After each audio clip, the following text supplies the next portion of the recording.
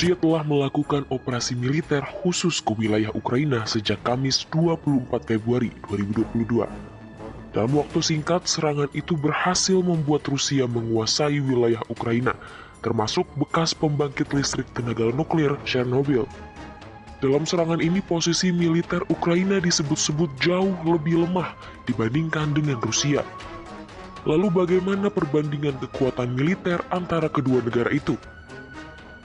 Rusia memiliki sekitar 900.000 personel militer aktif, sedangkan Ukraina hanya memiliki 196.600 pasukan. Ketidakseimbangan ini terletak di laut, karena Rusia memiliki 10 kali jumlah personel angkatan laut. Rusia mengoperasikan 74 kapal perang dan 51 kapal selam, sementara Ukraina hanya memiliki 2 kapal perang dan tidak memiliki kapal selam sama sekali. Di darat, Rusia memiliki tentara 280.000 personel, sementara Ukraina memiliki tentara angkatan darat sebanyak 125.600.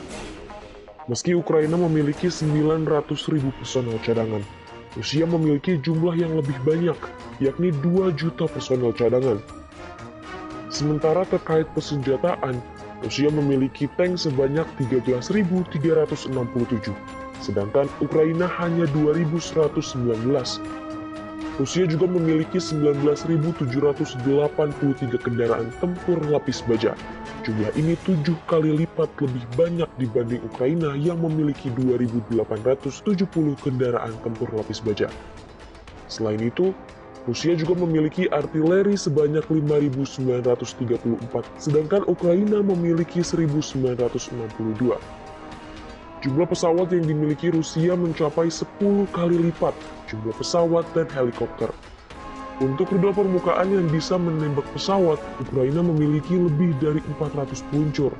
Jumlah tersebut sepersepuluh dari jumlah milik Rusia.